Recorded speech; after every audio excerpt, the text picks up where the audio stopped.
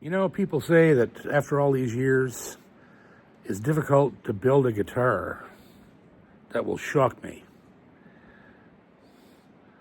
But then, this guy named Virgil Lawson from Tazewell, Tennessee, built a guitar and sent it to me. And I guess he heard the rumor, right? Can't shock JP. Well, he's like, hold my beer, or my coffee, or my milk, or I don't know what he's drinking, but somebody's holding something.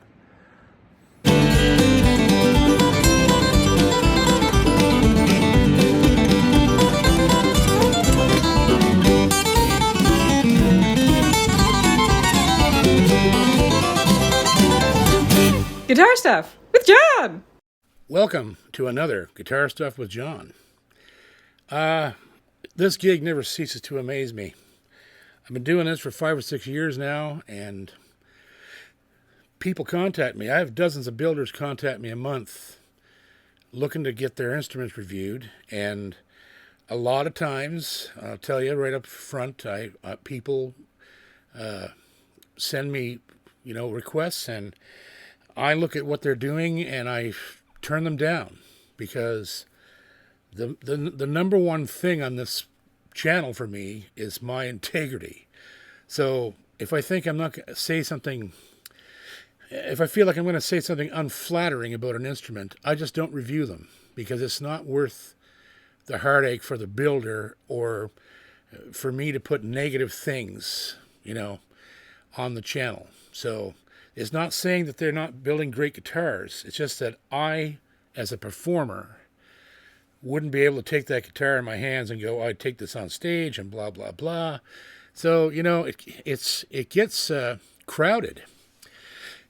And one day I got a note from a guy down in Tazewell, Tennessee, and his name was Virgil Lawson. He said, I just started building guitars. And I went, I thought, this could be good. Because, it takes time. It takes a lot of years to become a luthier. And he showed me some pictures of what he was doing, and I thought, geez, that's really something. I said, well, why don't you send me one? And a couple of weeks ago, one landed. And I'm still trying to get my head around how awesome this guitar is from a guy who is literally just started out. And, he's no stranger to woodworking. I think he's done it all his life, but building guitars is another thing altogether. But when I got this thing, it just completely blew my mind. This is the Dreamwood Dreadnought, built by Virgil Lawson. Dreamwoodguitars.com. That's where you see this thing. And it is mahogany, Engelmann or Adirondack. I'm not sure what it used. I didn't even ask because the top is just beautiful. Mahogany neck, bound in maple. We'll have to take a close look at it because there's so many tricks in this thing that I don't even know where to start. But the main part that you want to know is, what does this sound like? Well, here's what it sounds like.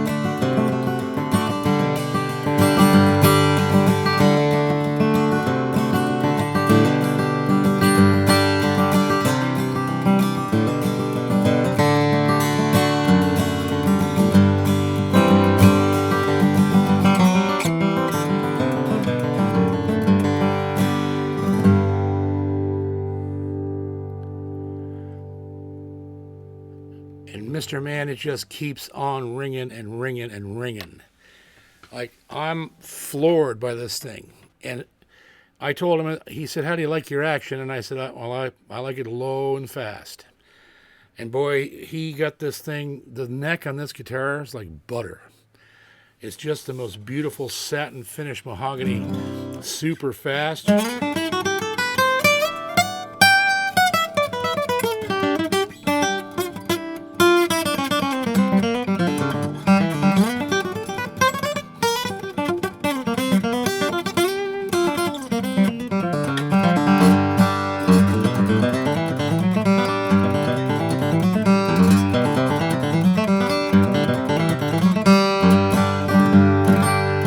Incredible thing about it is it's so even. It's just the most even, beautiful sounding instrument. It's unlike anything I've ever owned.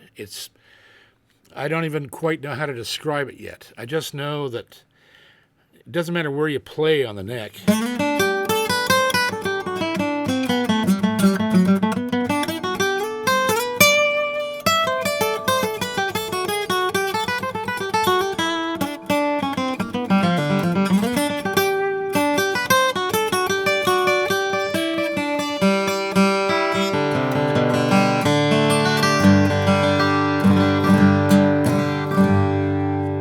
Got this unbelievable color everywhere you play, and I can't wait to get this thing out on the road. It's set up. He sets them up with a K&K, which is a whole other premise when you're dealing with a sound hole like this, and it has, his own custom bracing. It has like a 6 and see 1, 2, 3, 4, 5, 6.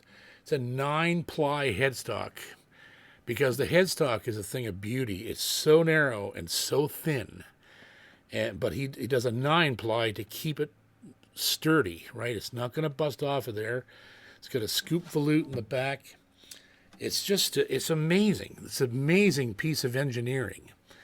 And as we know, there's other companies that build offset sound hole guitars. But honestly, I've never liked any of them. I don't like the way they sound.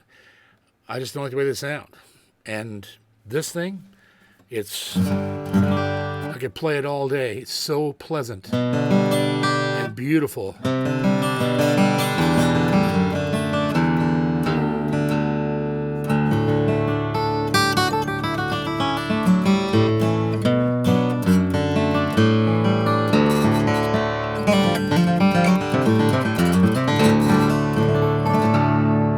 Got this expressiveness. When you hit it hard, it growls at you. Like, it's just an amazing piece of gear. I'm flabbergasted by it. And so let's take a close look at this thing, because it really is like, it's just the finest example of why you want to get single bench builders to build you guitars. And this is the reason. This is the reason that you search the guy out that only builds 15 a year. You look for the George Crackett's. You look for the Stephen Kennards and the Steve Sheriffs, Edwinson Guitars, and all these guys. They're out there. They're out there, and they're building instruments that are flabbergasting, right? And he only asked $3,500 US for this. Like, this is an incredible amount of work for that money. So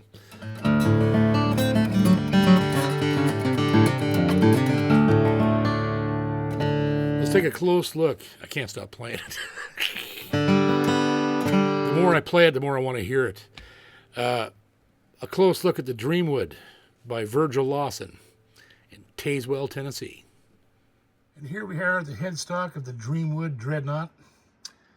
Beautiful little D design there. Ebony faceplate, nickel hardware. And here's this wicked, look at how this headstock is designed.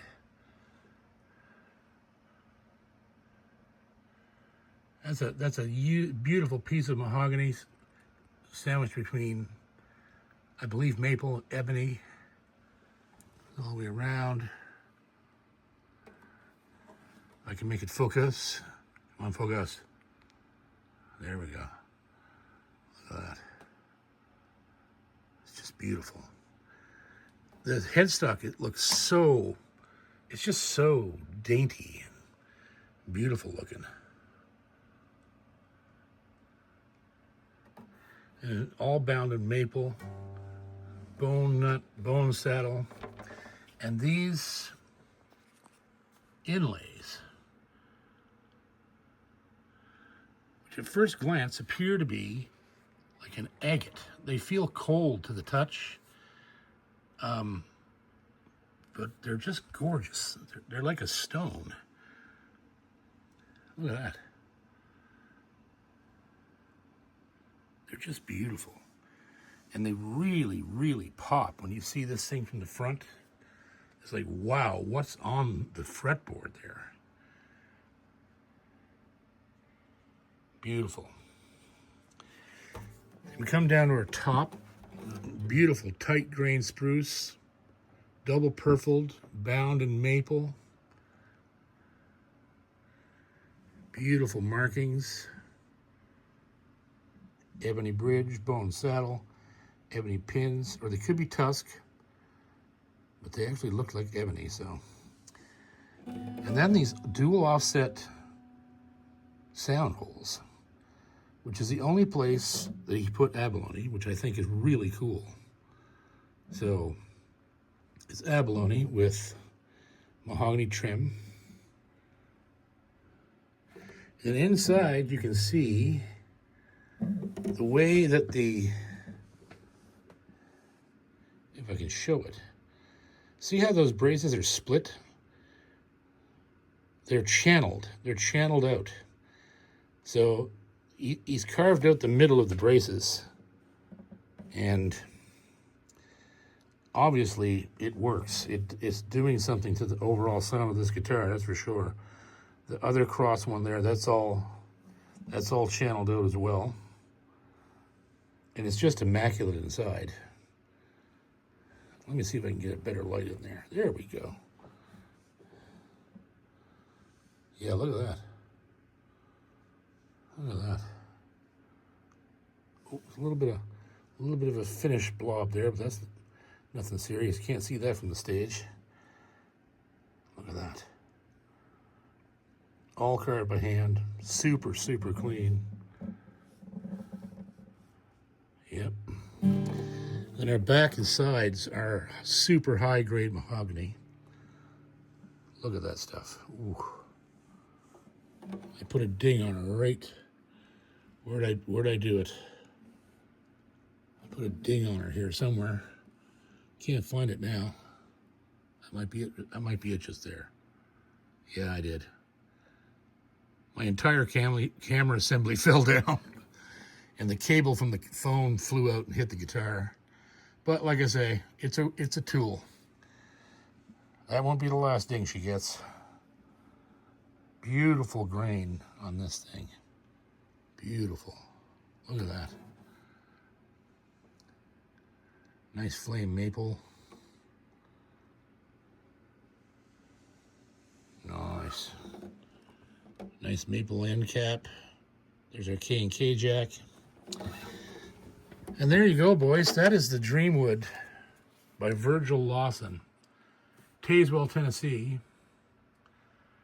Truss cover there, too. I forgot to mention. This is also ebony. A single screw. I'm telling you what, boys. This guitar is addictive.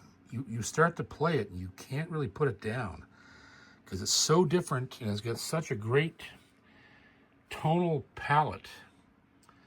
And it's super sensitive to where you play it. If you play it back here, it gets really sharp. You play it up here, it starts to mellow. Like it seems to have it's just got a ton of voice. There's a lot of different voices happening in this thing. And I love that because it's good for fingerstyle and flat picking. And that's what I need on stage. So there you go, boys. There is one for the books. Dreamwood guitars, man. Virgil Lawson. He's one of those guys. He's one of those George Crackett's and Steve Kennards and Steve Sheriff, these single bench guys that keep coming up into the channel with me. This is what we're talking about, man. This is why you buy a guitar from an unknown builder. Because I can tell you right now, these are $3,500 right now. Won't stay that way. And he does custom orders, so he can do anything you want. This is just sort of his, his baseline dreadnought. You can imagine that. Holy God. Anyhow, there you go, boys. Dreamwood guitars. Wicked. So there you are, boys. That's a masterpiece and a half. Even with my ding in it. Can't believe I did that. Well, it is. It is what it is. It's a tool, and I'm going to use it, and I'm going to use it a lot. So, anyhow, it got christened here today at the review.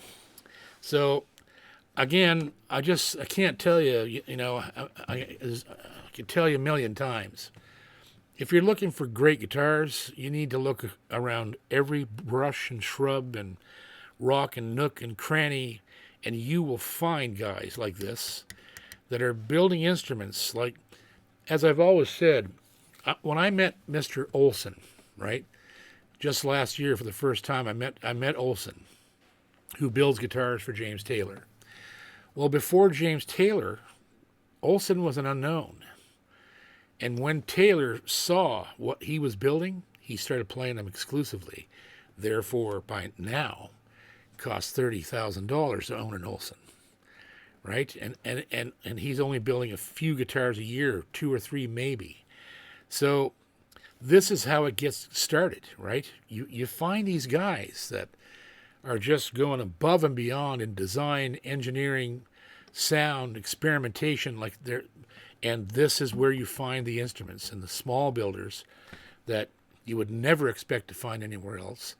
Look at our Kennards, look at the Edwinsons when they come in. Look at George Crackett. Look at all these guys, right? They're building unbelievable guitars, and this is no stranger to the mountain of supreme guitar. This thing.